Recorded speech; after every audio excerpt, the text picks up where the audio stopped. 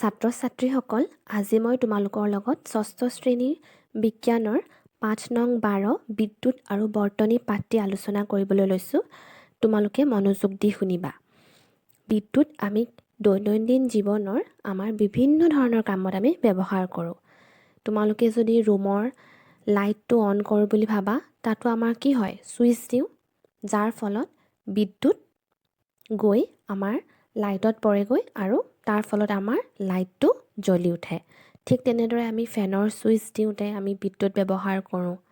বা তোমালোকে যদি মোবাইল ফোনবোৰ চাৰ্জত দিওঁ বুলি ভাবা, তেতিয়াও কি হয়? আমাৰ বিদ্যুৎ ব্যৱহাৰ হয়।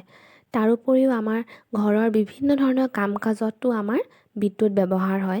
যেনে ধৰা, তোমালোকে যদি ঘৰৰ ওপৰত থকা ছাদৰ ওপৰত থকা পানীৰ টেংকিলৈ পানী যদি তোলোঁ বুলি ভাবা, তাতো আমাৰ কি হয়?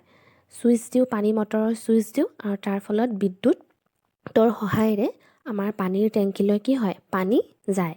তেনেকুৱা ধৰণৰ বিভিন্ন ধৰণৰ আমাৰ কাম কাজত দৈনন্দিন আমাৰ বিদ্যুৎ ব্যৱহাৰ হয়।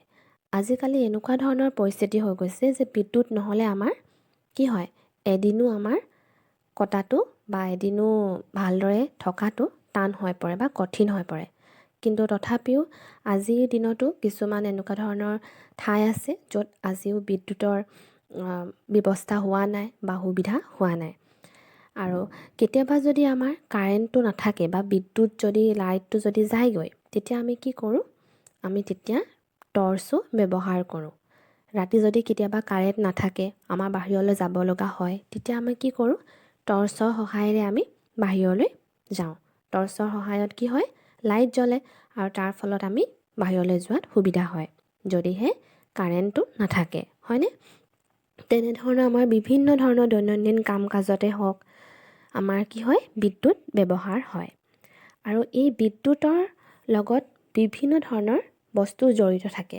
আমাৰ এই যে আমাৰ ফেনখন চলিলে বা লাইটটো জ্বলিলে বা আমাৰ মোবাইলটো চাৰ্জ হ'ল, সেইবিলাকত বা টৰ্চটো আমাৰ জ্বলিলে, টিভিটো আমি চাবলৈ পাৰিছোঁ, হয়নে? সেইবিলাক বিভিন্ন ধৰণৰ কাম কাজত আমাৰ কি হয়? বিদ্যুৎ প্ৰয়োজন হয়। আৰু সেই বিদ্যুতৰ লগত বিভিন্ন ধৰণৰ বস্তু জড়িত হৈ থাকে। যেনে বৈদ্যুতিক কোষ বা তোমালোকৰ কি হয়? আৰু বৈদ্যুতিক কোষৰ লগতে তোমাৰ থাকিব বৈদ্যুতিক ছুইচ, হয়নে?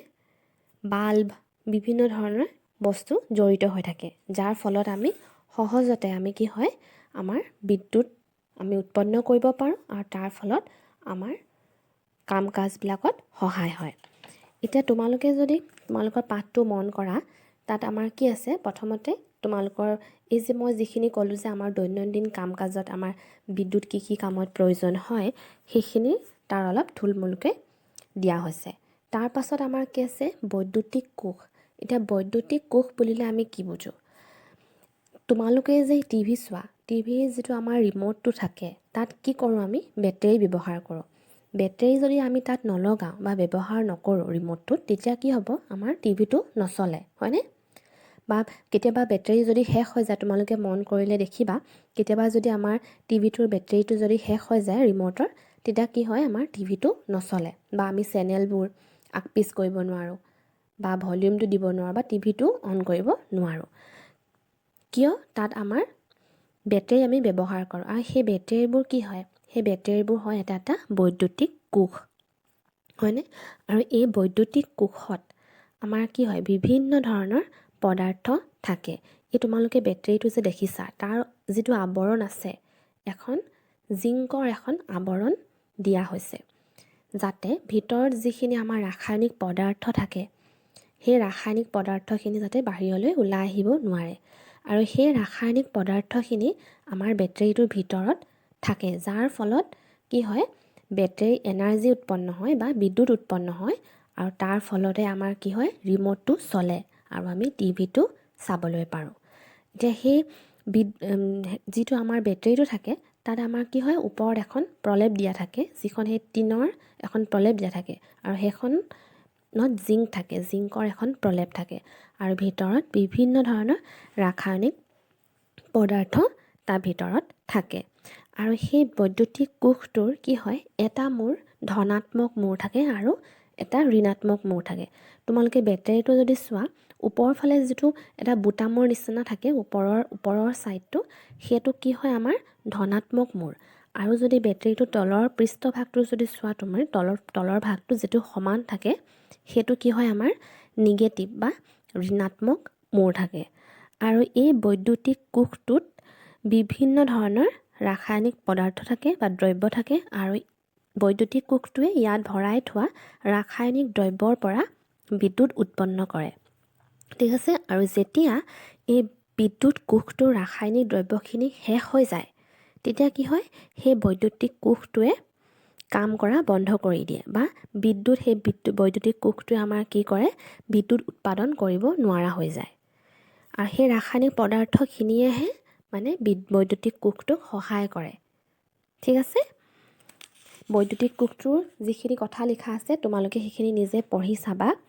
আৰু লগতে ইয়াৰ ক্ৰিয়াকলাপ কিছুমান এই পাঠটোত দিয়া হৈছে, সেইখিনিও তোমালোকে পঢ়ি চাবা। তোমালোকে ইয়াত যদি চোৱা ক্ৰিয়াকলাপ 1, তাত দিয়া হৈছে বিভিন্ন ধৰণৰ ক্ৰিয়াকলাপ 1, ক্ৰিয়াকলাপ 2, ইয়াত বিভিন্ন ধৰণৰ তোমালোকৰ ক্ৰিয়াকলাপবোৰ দিয়া হৈছে। আৰু এই ক্ৰিয়াকলাপবোৰ পঢ়ি চাবা তোমালোকে, আৰু তোমালোকে শিক্ষকৰ সহায়ত তোমালোকৰ বিদ্যালয়ত এই ক্ৰিয়াকলাপবোৰ তোমালোকে কৰিও চাব পাৰিবা। ইয়াত যিটো আমাৰ টৰ্চ লাইট থাকে, সেই টৰ্চটোৰ ভিতৰত তোমালোকে বাল্বটোৰ ভিতৰত চাবাচোন, এডাল পাতলা এডাল কি হয়, তাঁৰ এডাল থাকে, মিহি তাঁৰ এডাল থাকে, আৰু সেই তাঁৰডালক কি বুলি কোৱা হয়, ফিলামেণ্ট বুলি কোৱা হয়। ইয়াত তোমালোকে ক্ৰিয়াকলাপ 1ত লিখা আছে চোৱা, এটা টৰ্চ লোৱা আৰু ইয়াৰ বাল্বৰ ভিতৰৰ অংশ লক্ষ্য কৰা। তোমালোকে শিক্ষকৰ সহায় লৈ বাল্বটো উলিয়াইও আনিব পাৰা। কি দেখা পাইছা, এডাল মিহি তাঁৰ কাঁচৰ বাল্বটোৰ মাজত লগাই থোৱা তোমালোকে দেখা পাইছানে?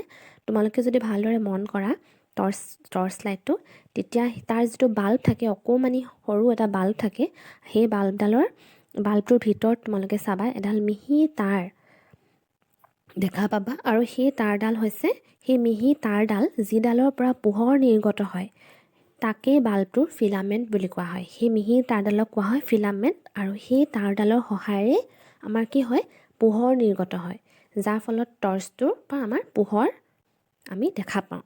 সেই তাঁৰডালৰ সহায়তে আমাৰ পোহৰ উৎপন্ন হয়। এনেকুৱা ধৰণৰ তোমালোকৰ ক্ৰিয়াকলাপবোৰ দিয়া হৈছে। তোমালোকে শিক্ষকৰ সহায় লৈ এই ক্ৰিয়াকলাপবোৰ বিদ্যালয়ত কৰি চাব পাৰিবা। ক্ৰিয়াকলাপ 2ত তোমালোকৰ বিভিন্ন ধৰণৰ বৰ্তনীৰ দৰে আমাৰ কিছুমান বনাব দিয়া হৈছে। তোমালোকে ক চোৱা, খ, গ, ঘ, ঙ, প্ৰথম চ, এই গোটেইকেইটা তোমালোকক ক্ৰিয়াকলাপ কৰিবলৈ দিছে। ইয়াত কি কৰিব দিছে, তোমালোকক এটা বৈদ্যুতিক কোষ ল'ব দিছে।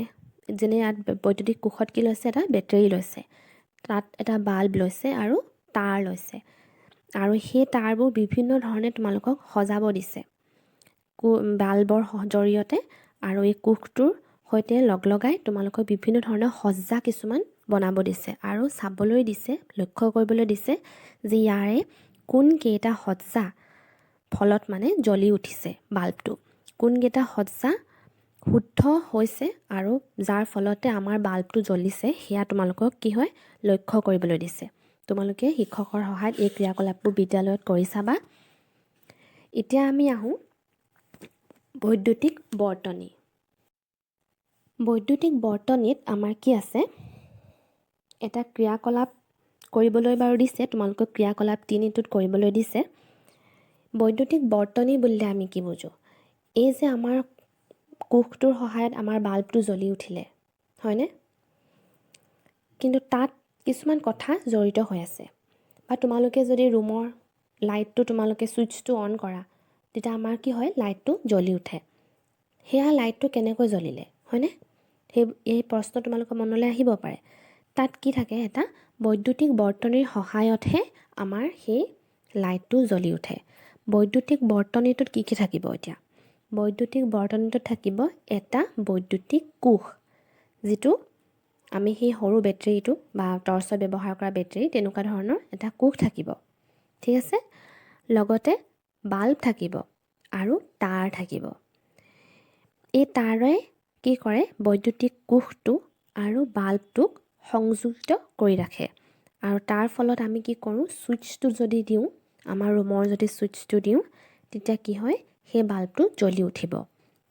গতিকে সাধাৰণভাৱে তোমালোকে বৈদ্যুতিক বৰ্তনীটো বুজিবলৈ চেষ্টা কৰা যে বৈদ্যুতিক বৰ্তনীটোত কি কি থাকিব, এটা বৈদ্যুতিক কোষ থাকিব, এডাল তাঁৰ থাকিব আৰু বাল্ব থাকিব।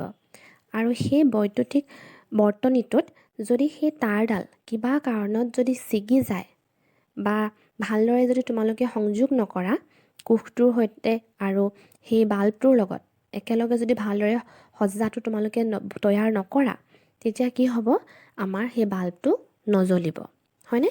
তাঁৰডাল যদি আমাৰ ছিগি যায়, তেতিয়াও আমাৰ সেই বাল্বটো নজ্বলিব। বা কেতিয়াবা বাল্বটো আমাৰ ফিউজো হ'ব পাৰে। কেতিয়াবা বৈদ্যুতিক কোষৰ লগত সংযোগ কৰিলেও বাল্ব জ্বলি নুঠিব পাৰে। বৈদ্যুতিক বাল্বটো ফিউজ হ'লে এনে হ'ব পাৰে। এনে ফিউজ হোৱা বাল্ব সাধাৰণভাৱে তোমালোকক পৰীক্ষা কৰি সাৱধানেৰে চাবলৈ দিছে। গতিকে বিভিন্ন ধৰণৰ কাৰণত আমাৰ বাল্বটো নজ্বলিব পাৰে। কিন্তু যদিহে বাল্বটো ফিউজ হোৱা নাই, তেতিয়া কি হ'ব, সেই তাঁৰডাল যদি কিবা কাৰণত ছিগি আছে, তেতিয়াও আমাৰ কি হ'ব, সেই বাল্বটো আমাৰ জ্বলি নুঠিবও পাৰে। গতিকে সাধাৰণভাৱে বৈদ্যুতিক বৰ্তনীটো তোমালোকে এতিয়া বুজিলা যে তাত এটা কোষ থাকিব, বৈদ্যুতিক বাল্ব থাকিব আৰু তাঁৰ থাকিব। আৰু ইয়াৰে লগতে আমাৰ কি থাকিব, আৰু এটা বৈদ্যুতিক ছুইচ। আমি যদি ছুইচটো অন নকৰোঁ, তেতিয়া কি হ'ব, আমাৰ লাইটটো নজ্বলিব বা ফেনখন নচলিব বা আমাৰ টিভিটো আমি চাব নোৱাৰিম যদি আমি ছুইচে অন নকৰোঁ।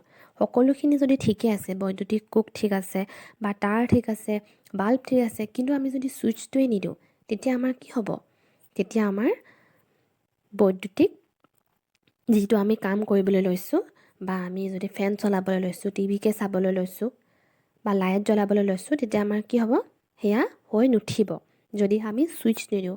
গতিকে এই ছুইচৰো এটা ইম্পৰ্টেণ্ট বা প্ৰয়োজনীয় এটা কাম আছে এই বৈদ্যুতিক বৰ্তনীত।